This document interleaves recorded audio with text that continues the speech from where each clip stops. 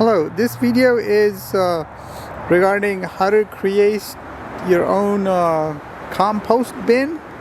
So in this video I will not be actually creating a compost bin, but I will talk about it and describe how I created mine, the one you see already. So this is a large one. This is about 8 feet by 16. So what I did was I bought 4x4 posts.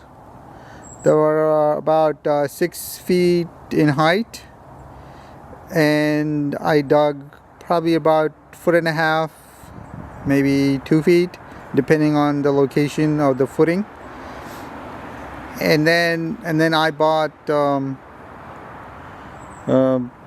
I think these boards are 8 feet wide. I mean 8 feet long, and some of them are 12 inches wide. The ones that are 8 feet long, and actually the other ones I have different sizes, but all of them are 16 feet long. So I'm gonna just describe to you why you want to create a compost pile and how I've done it, and some of the benefits and some of the techniques. So, well, one of the things that you need for your compost is water. So without water, the organic material will not decompose. So what I did was I have my water from the roof.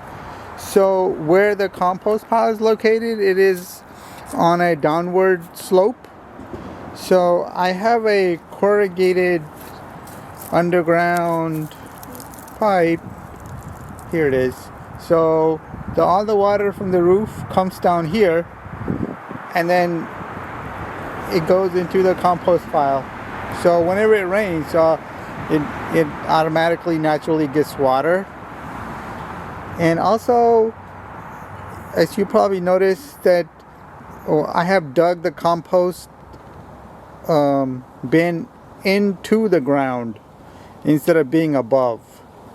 So that also helps in retaining more water.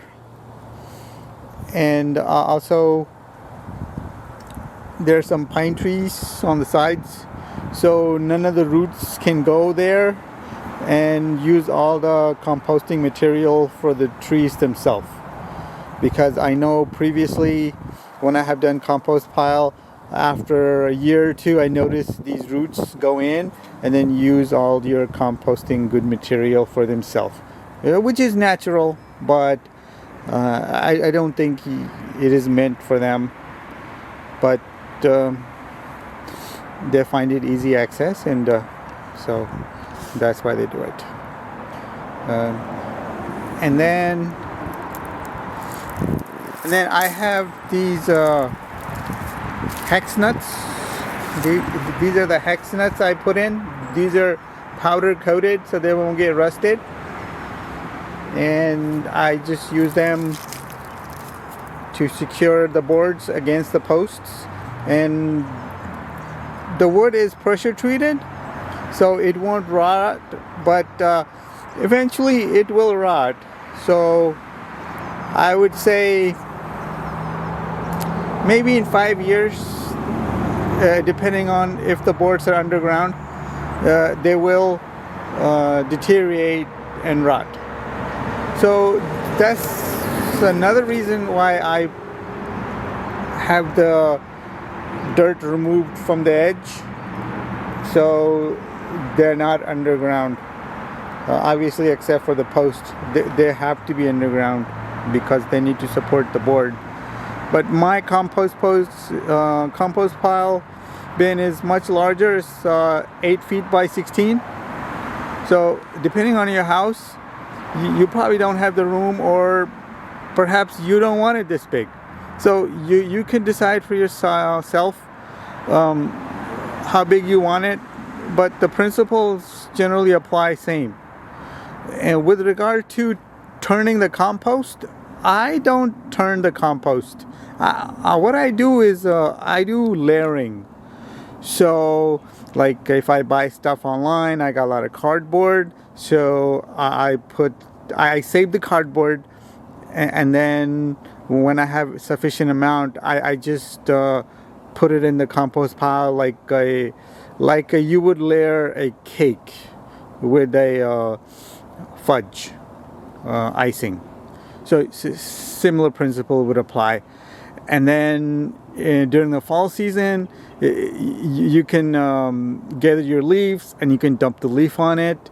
And then during the spring and the summertime, when you're cutting grass, you could throw your grass clippings in the compost pile. But I never turn it. I think turning would be good, but it just for me, I don't find it convenient. It's more of a hassle.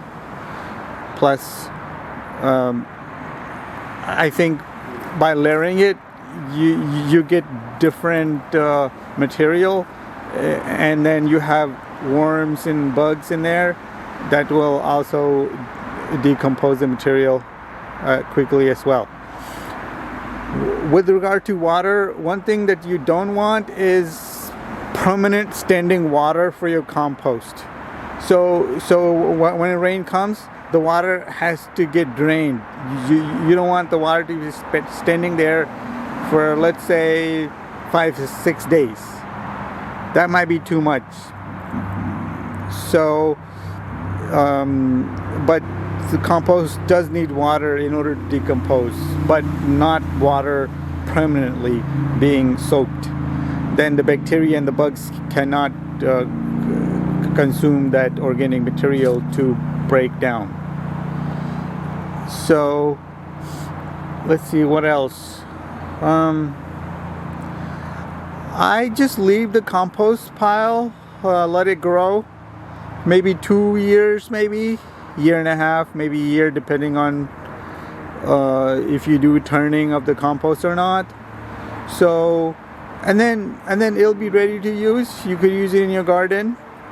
It's really nice. It's high quality. Plus, like for your household kitchen vegetables and things, you want to actually throw it in there. That also helps. What I do in that case is I have a shovel. I dig a little hole and then dump the kitchen waste in there, and then and I cover it up.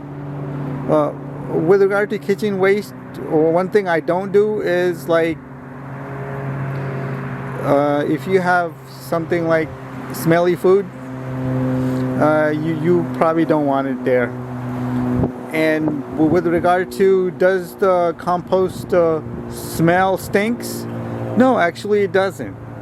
And it's in open air, and I don't have any rodents or things that come in and dig up, with the exception of squirrels.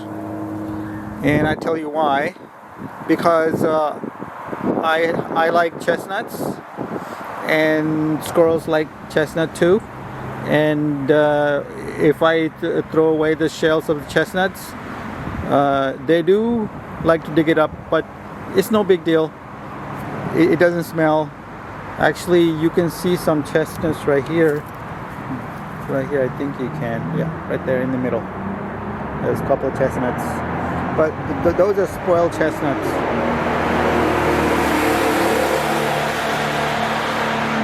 So, yep.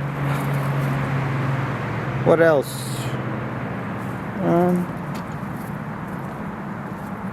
Yeah, you have a lot of separation between the ground and the compost bin, so that's good.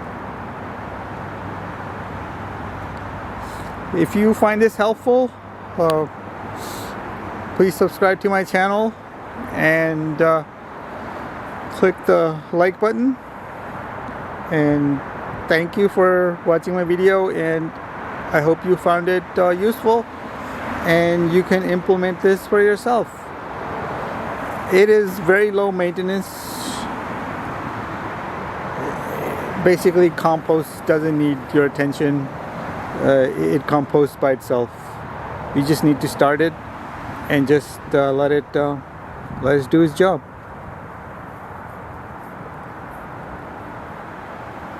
And in case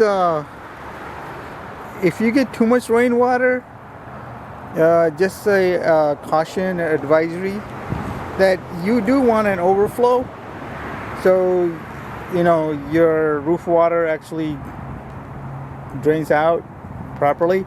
So I have a overflow for the rainwater, so you're not damaging your underground pipes or anything like that for the rainwater. So I do have overflow. So consider that as well. Like if you get too much water and your compost pile cannot use it, where would the water go? Other than that, it's very basic. Need a shovel, need a hole, drop the post in, and screw the boards, and you're in business. Thank you, and hope you find it useful. Bye bye. One thing that I forgot to mention is when you put in cardboards and things like that, you want to save your cardboards so that if you have leaves you can put on top, or glass clipping, so if there's a heavy wind your paper and cardboard doesn't fly off, and it looks much nicer if you have some leaves on top of it instead of cardboard. So aesthetically it is better to have the cardboard and things hidden underneath, personally I believe. So yeah, thank you. Bye bye.